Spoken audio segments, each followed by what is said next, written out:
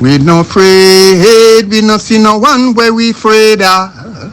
We no afraid, we no see no one where we afraid of. Yeah, this is Everton Blender, and it's all about the young police from Jamaica, seeing Young Police Channel. Big up yourself, Everton Blender said that. We no afraid, we no see no one where we afraid of. Blessed love, Rastafari. Yes, welcome to the Jamaica Young Police Channel. To our loyal viewers, subscribers and Patreon members. At the channel, we are a group of law-abiding citizens who believe in the rule of law and respect the rights of every citizen, but not the ones who do not subscribe to such behavior. We do believe in and support preemptive strikes because they save lives. This is a logical conclusion because preemptive strikes save lives and prevent the further loss of lives. We are all about saving lives at this channel. We at the channel aid criminals with a passion and do not want them over here. We do not want your views, your subscriptions, your likes or your comments. Please go elsewhere where the red carpet is waiting for you. Over here, we want you to go to prison or the departure lounge at Madden. Moving on to today's video. Yeah, so right now you're looking at a woman. Her name is Jean Brown. And surprisingly, I know her husband. I must know him, not personally, but we have been talking on the phone for more than 3 years since we have the Jamaica Young Police Channel.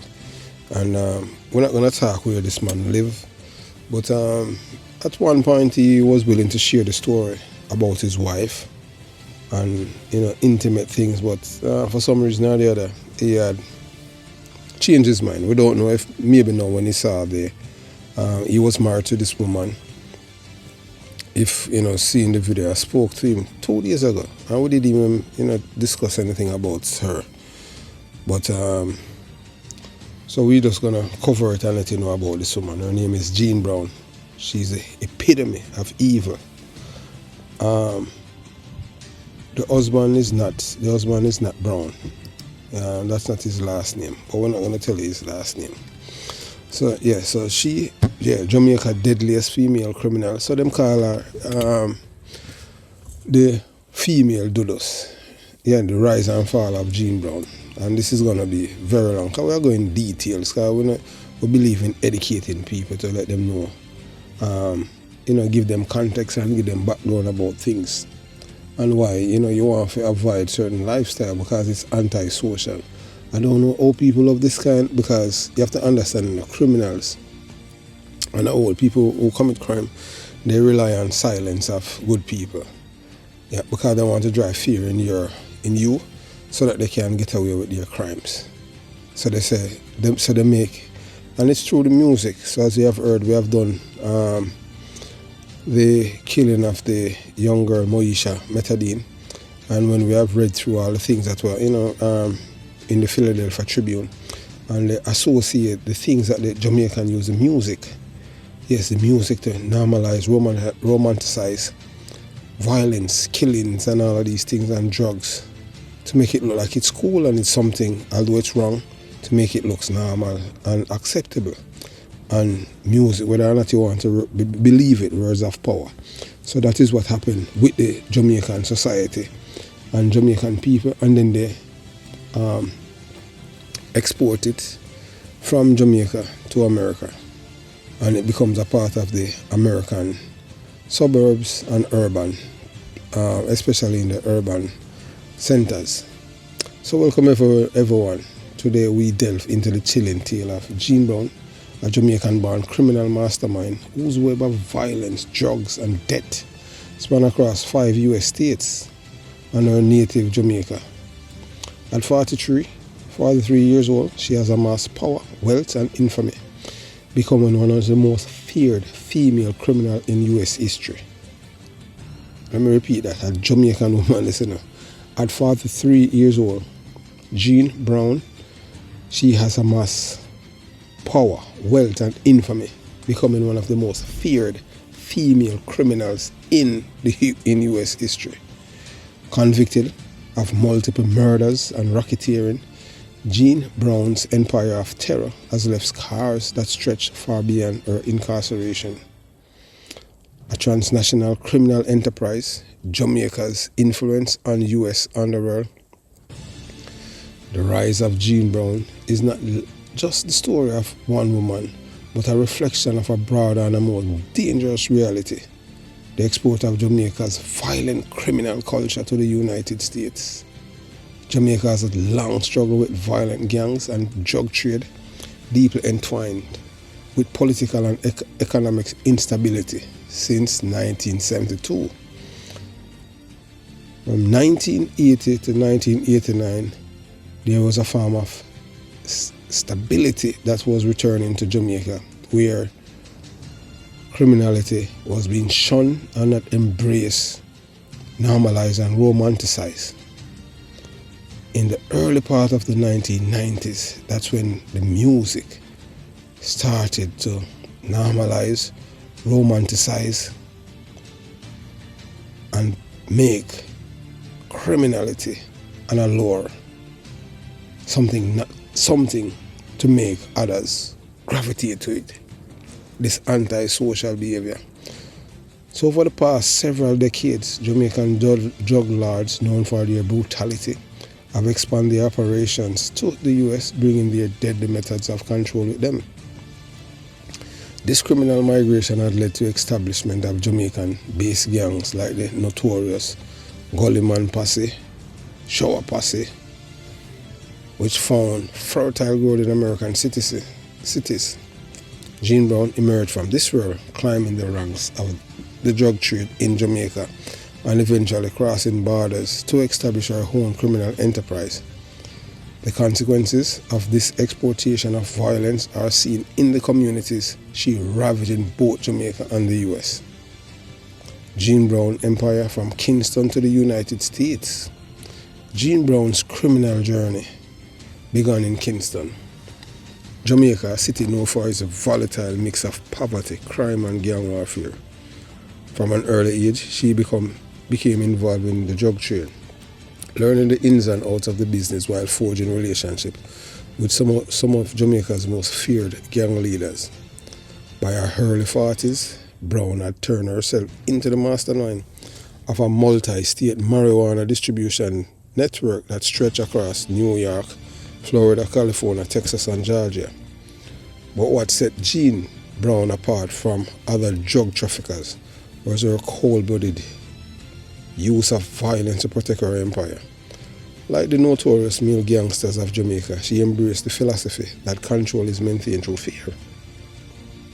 She orchestrated multiple murders, eliminated anyone who threatened her operations, witness intimidation, violence against rivals, and corruption.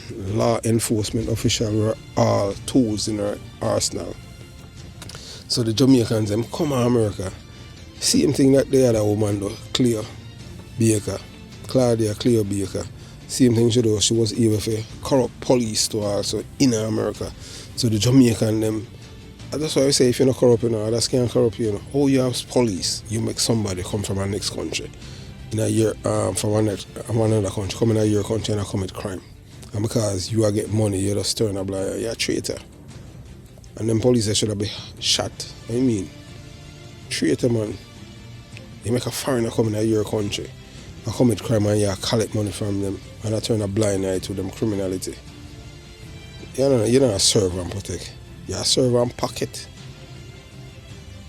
She orchestrated multiple murders, eliminated anyone who threatened her operation. Now, a dangerous woman. Brown's ruthlessness earned her the loyalty of her enforcers and the fear of anyone who stood in her way. Human cost, community under siege. The community's ensnares in Jean Brown's empire felt the brunt of her actions. What began as a marijuana distribution network quickly became a source of community devastation. Neighborhoods in the US saw spikes in drug addiction, gang violence and murder directly tied to our operations. So you see, when I talk about drugs, it have crime in all. in invisible victims. The ripple effect of Brown action saw far-reaching as families were torn apart by addiction, innocent lives were lost in the crossfire, and an entire community lived in fear of the next violent eruption. In Jamaica, the influence of Brown's criminal sources only fueled the ongoing cycle of violence. For decades, criminals have been glorified in certain sections of Jamaican society, with gang leaders often seen as local heroes for their supposed defense of the poor. Brown's rise, fueled by a drug trade that reached across the Atlantic, reinforced this destructive culture. Bringing down Gene Brown was no easy feat. For years, law enforcement agencies in both US and Jamaica faced significant challenges in dismantling her operation. Brown was not only elusive, thanks to her strategic use of bribery and intimidation, she also operated under the cloak of fear that kept potential witnesses silenced. Because so them do, in Jamaica, them say informer for dead. So people afraid. That's why I'm not involved. That's why I stay far from people where involved in a criminality and anything, because get me wind up. I'm not afraid of people. So it took years of painstaking investigations, wiretapping and undercover operations to finally build a case solid enough to bring her down. The key to her downfall was the cooperation between the US and Jamaican law enforcement, showcasing the necessity of international collaboration in combating transnational crime. In a series of coordinated raids, Brown and her top lieutenants were arrested, and her reign of terror came to an end. The charges against her included murder in the aid of racketeering, drug trafficking, and conspiracy. For the families and communities devastated by her criminal empire, this was a moment of relief and justice, although the scars of her crimes remain deep. So the larger picture, lessons from Gene Brown's story, a story of Gene Brown serves a stark reminder of the devastating impact organized crime can have on both local and global scales. Her operations were not limited to drugs, they were deeply intertwined with violence, fear, and the manipulation of communities. Brown's fall illustrates the relentless pursuit of justice by law enforcement, but it also reveals the need for continued vigilance in the face of transnational crime. Jamaica's criminal influence abroad, as exemplified by Brown's empire, highlight a larger issue, the export of violent culture rooted in gang power and drug trafficking. For Jamaica, this has been a long-standing problem, one that has now spilled over into the US and other nations. The glorification of criminals in Jamaican society, sometimes seen through grand funeral processions for notorious figures, only reinforce the cycle of violence that people like Gene Brown perpetrate. A call for change to eradicate the root of violence. Gene Brown's capture is not just an end to one criminal's reign. It should be a call to action to truly combat the spread of this violent criminal culture. Both Jamaica and the US must address this condition that allows figures like Brown to rise. This means targeting the drug trade at its roots, strengthening international law enforcement collaboration, and most importantly, challenging the glorification of criminals in communities plagued by violence. Gene Brown's story is a cautionary tale about the dangers of unchecked power and the consequences of organized crime.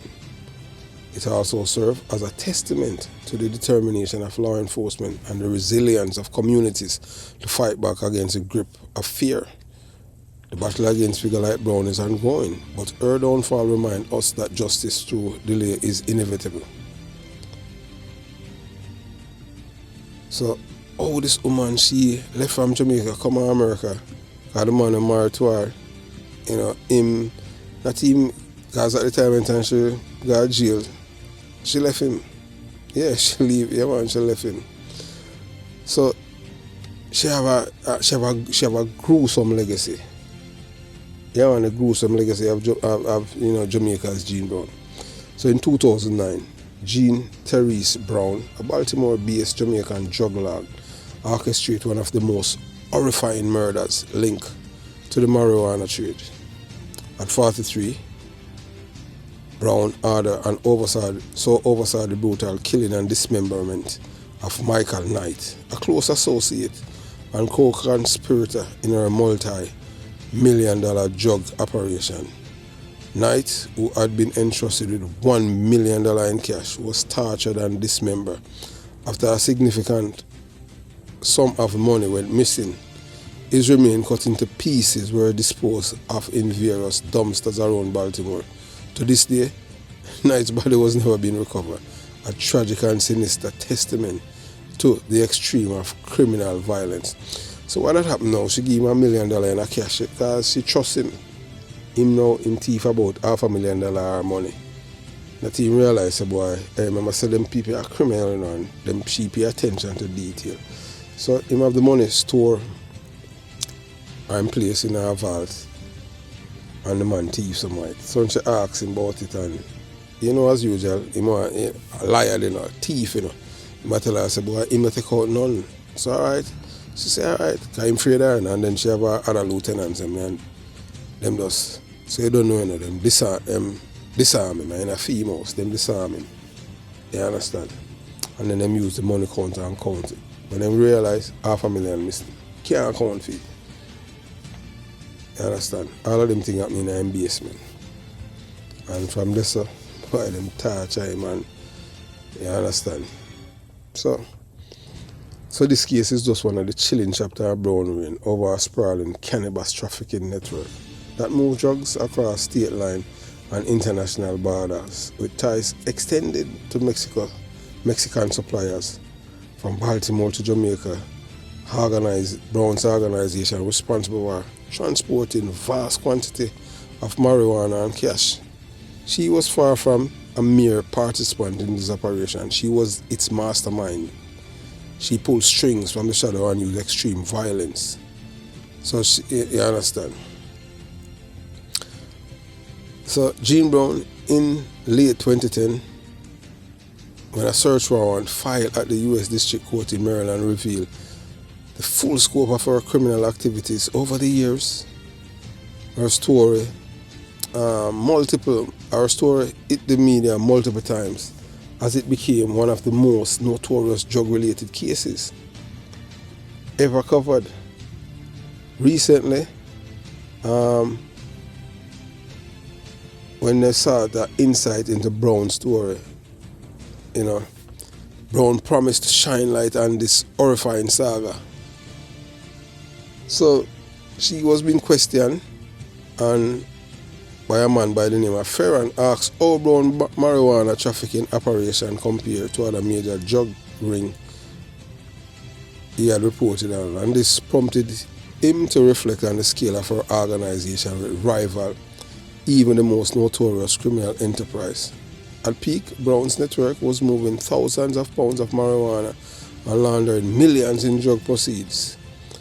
She had her hand in real estate, truck trafficking company, and, of course, ever-growing chain of violence that left bodies scattered across the US and Jamaica. And this was a terrible woman. So if, as we say, this channel is an educational channel, and those of you who interested in want to know more about Jean Brown, just sign up to Patreon, and we delve deeper into her background to let you learn some more about her violence. You understand? It was a cornerstone of her empire. She maintained strict control over her organization through fear and intimidation. Her associates included Hubert Downer, Dean Journey Myrie, and Carl Smith, aka Maria Skellington Jr., were all enforcers who helped Brown return her stranglehold on the drug train. Smith in particular played a significant role in the organization until his ultimate death in Tijuana, Mexico in 2010, and an assassination carried out by a Mexican cartel member as a part of a larger conspiracy that Brown herself sanctioned. So she see him and set up the Jamaican and let them kill him in Mexico. So despite the violent death surrounding her, it wasn't until the coordinated effort of U.S. federal agency that Brown's empire began to crumble. By 2011, prosecutors have inquired the full extent of her drug operation, dubbed the Brown Organization. Her enterprise was responsible for moving millions and thousands of pounds of marijuana between US, Mexico and Jamaica. Brown's real estate holdings in Baltimore and trucking companies like Full Range Trucking were fronts for her drug smuggling, moving marijuana from Arizona and California to the East Coast and funneling cash back to her suppliers. So authorities closing Brown attempting to cooperate with law enforcement, providing detailed statement about her co-conspirators, so it's tell her biggest informer them. However, her efforts were too little too late. By the time the indictment came down, Brown was facing life imprisonment for her role in multiple murders and drug trafficking. Several of our closest associates include Donna and Myra faced the same fate, while others like Carl Smith never made it to trial. Them kill him in Mexico.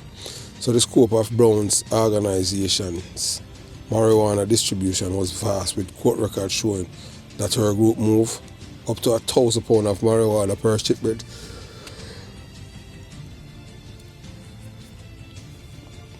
earning as much as $2 million per month at its peak.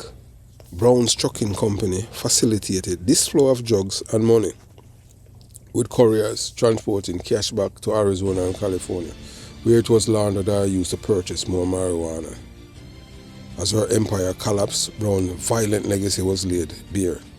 The murder of Michael Knight and Carl Smith, coupled with the near execution of countless others, highlight the true cost of her drug empire. While marijuana is often considered a soft drug, Brown's story served as a grim reminder that the trade is anything but peaceful. The violence that surrounded her operation, including dismemberment and assassinations, rival that of any cartel. Jean Therese Brown's reign of terror is now over, but the scars she left behind are permanent. For those who lost loved ones and for the communities ravaged by her drug trade, her capture is a small consolation. The pot trade, often viewed as less dangerous than other narcotics, prove as deadly under Brown's control as any heroin or cocaine ring. Her stories are a haunting reminder that in the world of drug trafficking, no amount of money can erase the bloodshed. So look back on the years about Brown. Her case stands out not only for its brutality, but its reach. From Baltimore to Mexico, from Jamaica to New York, her empire was vast, her influence deadly. It is a saga of greed, betrayal, and murder. A story that will forever remain in the annals of American and Jamaican crime. If the story grip, why, this woman is just the epitome of evil, reading all of these things about her. You understand? So, a Jamaican, Jean Brown, the 43-year-old man, has been sentenced to life in prison for murder in aid of racketeering linked to a vast conspiracy to distribute marijuana across 5 U.S. states and Jamaica.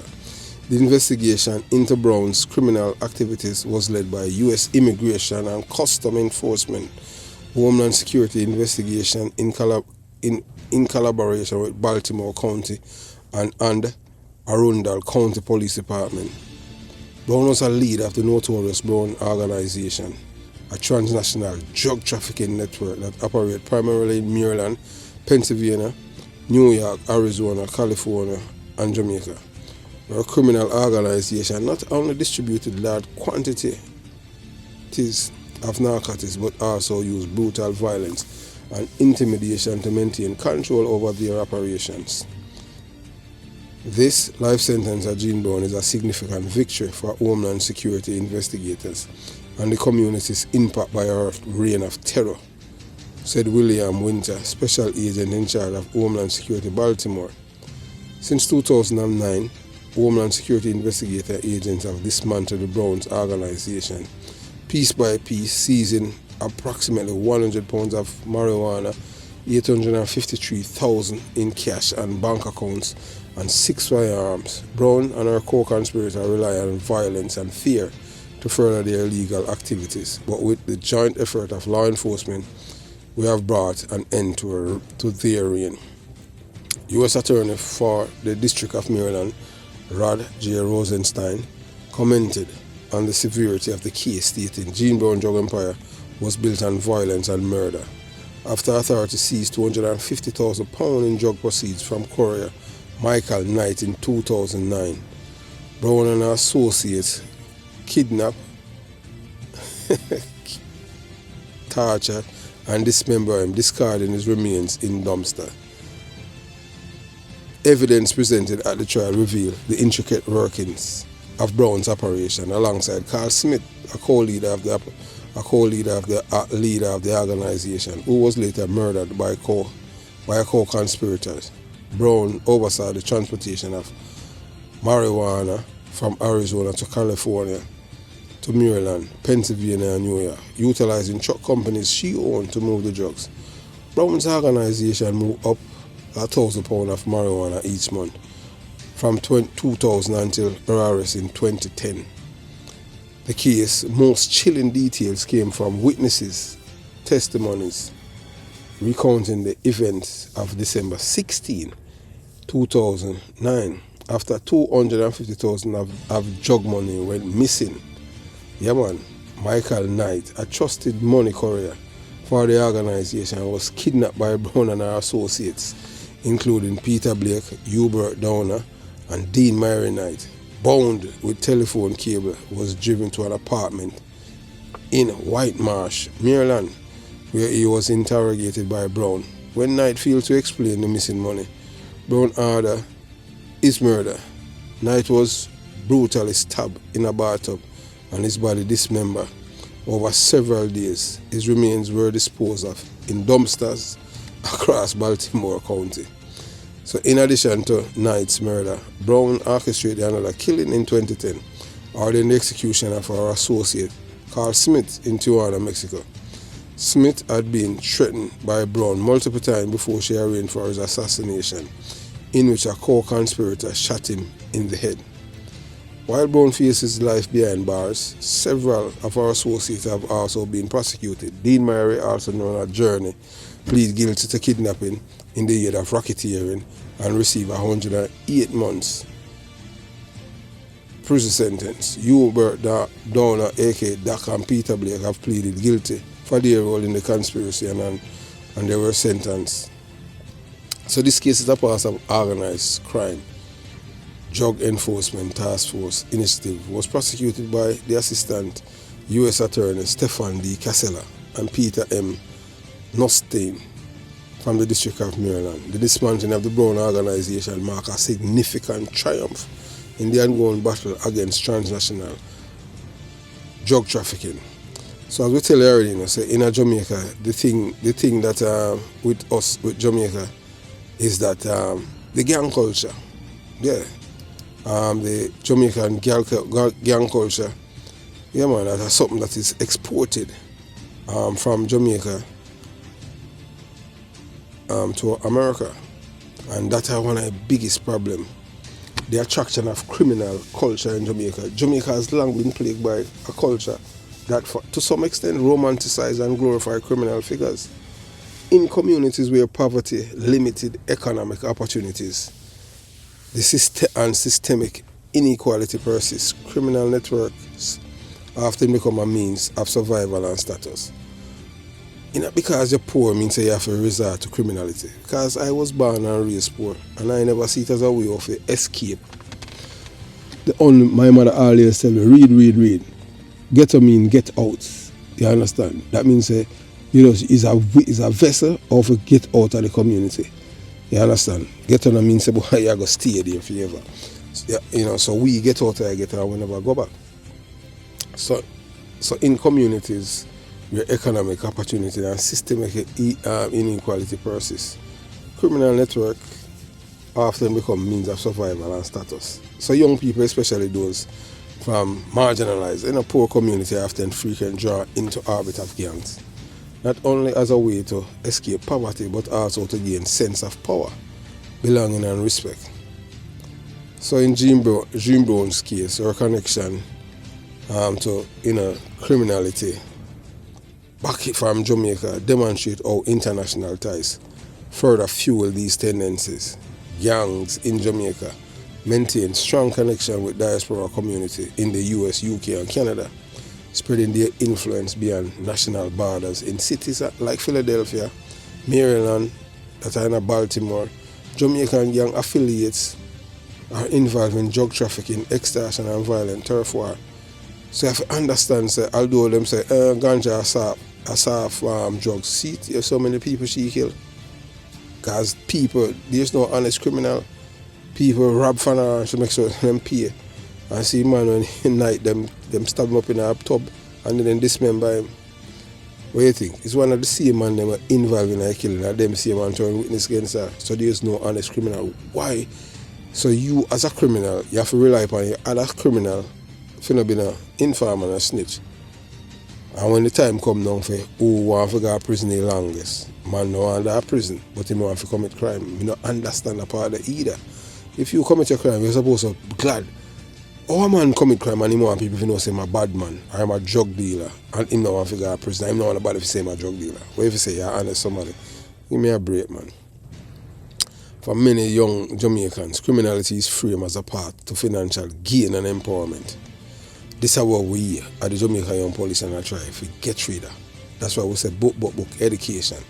But the philosophy and opinion of Marcus Garvey make criminality become a pyre, something bad. Stop glamorize, romanticize criminals. Criminals are a bad thing like Ebola. You have to put it like a disease. Somebody who have antisocial behavior, something is wrong with them. But put them on a pedestal because what they're doing are violating other people's rights. So the man behave saying bad. Him not bad. I sick him sick. He's not normal. He's not a normal person. Because you're ignorant, you're illiterate, obnoxious and belligerent. You don't have social skills. You can't even communicate. And you feel like killing people. And your rights must be protected. No, that's why we believe in a preemptive strikes. So them see criminals being revered in their communities, often receiving grand funeral processions that rival those of respected public figures. So even with that, like you have all the bright light, them big bright light that are Tommy. What him name? I. Thompson, boy him name Tommy. Yeah, Beetlejuice. So Moesha, like many others, Moesha that I grew where them kill will come from Nallis. Like Moesha, I see him things, she, many others have gravitated towards this lifestyle because it appears to offer an escape from the constraint of normal life. They are lure of badness, promises quick money, fear, base respect, and fulfillment of materialistic aspiration. Everything, all of them things are just illusion because eventually what happens, you're going to just dead or end up at prison. See Brown now, every day she make millions. Rich because them seas are some asset of Jamaica. What do you think of? Right now she at prison, she don't have no chance to get no parole. People that she have done wrong, she asks them for forgiveness. Because she knows she go to the prison, she not get no parole. So the export of Jamaican criminal culture to America left an indelible mark on both nations, intertwining their histories in a complex web of violence, drugs and shattered communities. What began a survival mechanism for many in Jamaica's inner city get us transformed into a full-blown criminal enterprise that prey on some Americans' most vulnerable populations. The impact was devastating, rising murder rates, addiction epidemic and deep-rooted fear that paralyzed entire neighborhoods. While law enforcement has made strides in dismantling these powerful networks, the scars they left behind still linger. For both Jamaica and the American, this dark chapter serves as a stark reminder of the catastrophic consequences when criminality becomes glorified, entrenched within a society. The glamorization of gang culture driven by music and myth continue to lure disenfranchised youth into a cycle of violence and destruction. That's why we burn fire upon Buju Banton, we burn fire upon Vybz Kartel, we burn fire upon Beenie Man, we burn fire upon all of the artists that will continue to glamorize and romanticize the killing of other Jamaicans, black people. That's why we say we want the other country them to ban them, make them music, make you can play on YouTube but don't give them the revenue, make them do cultural music, music that's uplifting, make people feel a reason to live and love each other. Not no reason for one to kill other because you want respect. That is madness, stupidity. Then you rely upon you do something wrong, I rely upon me to be silent and attack. I'm mad, you madman. Me a informer, me a chat. Yeah, you understand? So the legacy of Jamaican gangs in America is not just one of crime, but of missed opportunities for peace, progress and prosperity. As both countries strive to rebuild from the destruction, this shared history stands as a sobering lesson about the dangers of allowing violence and criminality to be normalized and celebrated, reminding us of the heavy price paid by countless lives lost and communities torn apart. So when people feel like say boy, criminal are not a good people, they are not. They are like parasites. These are people who feed on, these people are like chinks, man, breed like bed bugs. It is just sad. We have no sympathy for Jean Brown. Hope she dead at prison, although she got dead there. And all the others. Criminals are not law-abiding citizens. These are people who are pariah and supposed to be shunned by communities and society as a whole. Don't normalize and romanticize and celebrate these people and put them on a pedestal. They're supposed to be a pariah. These people are not supposed to be nobody, not supposed to welcome them anywhere. Have yourself a beautiful day. Jamaica, Young Police Channel out.